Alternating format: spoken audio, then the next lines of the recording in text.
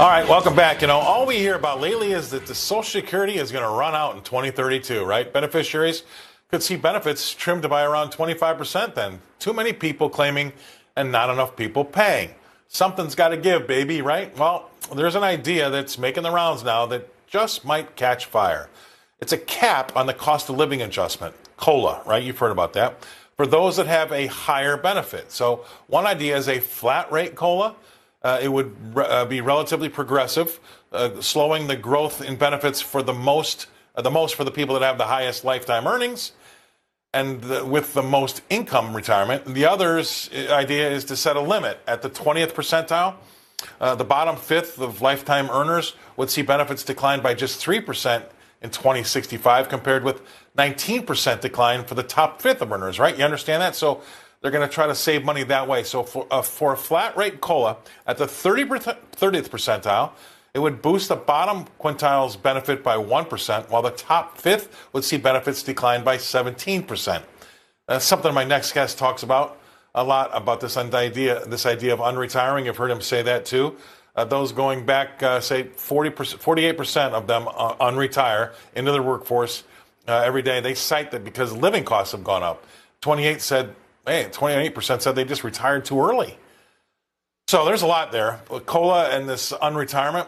My next guest, well, he's a retirement guy, so he's probably got a little bit to say on both of those. So please welcome to the show, Mr. Craig Bolanos. He's a co-founder and a wealth partner at VestGen Wealth Partners, wealth advisor at VestGen Wealth Partners. Thanks for being on, brother. You probably got a lot to say about both of them. I'll have at it. But I thought that COLA one was interesting. It's not going to solve the problem altogether, but it could make a dent. No, it can make a dent. I don't know. I'm not necessarily for it, but I'm definitely for reform because the biggest risk isn't reform. The biggest risk is going to be delay. And when it comes to Social Security, there isn't going to be anything painless about this. There's just going to be trade-offs.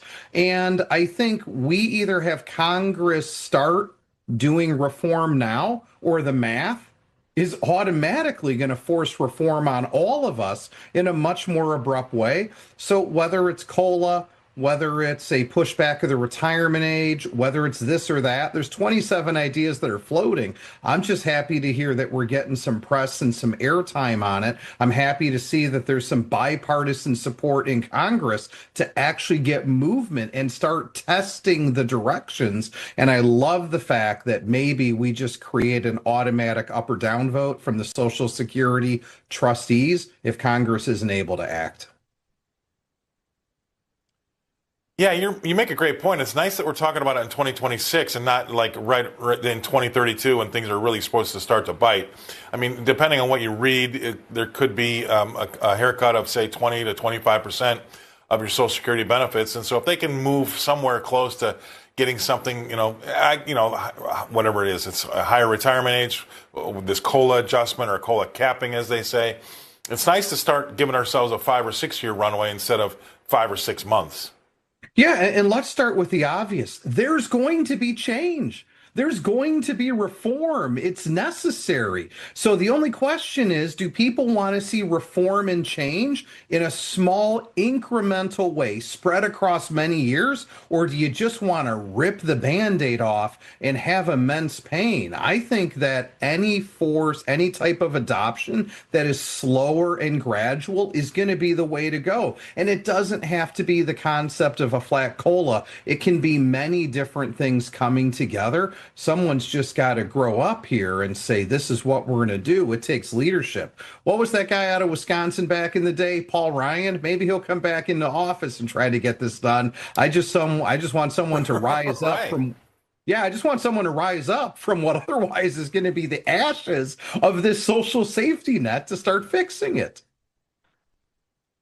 There you go. On another note, this is something that you talk about a lot. It's actually in your Twitter name, stay retired, get retired. A lot of people unretiring. They can't stay retired. 48% the costs, they say costs are more than they thought they were going to be. And 28% said they just did it too early. What say you?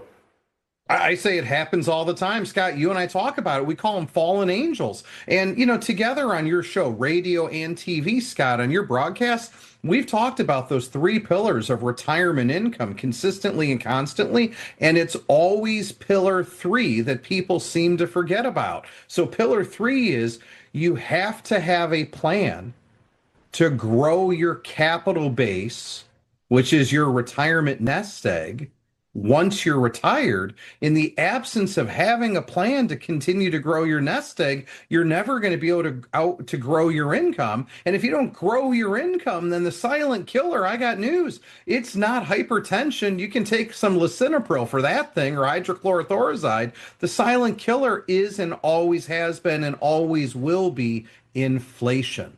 And the only way to defeat it is to invest through retirement, not to invest up to retirement.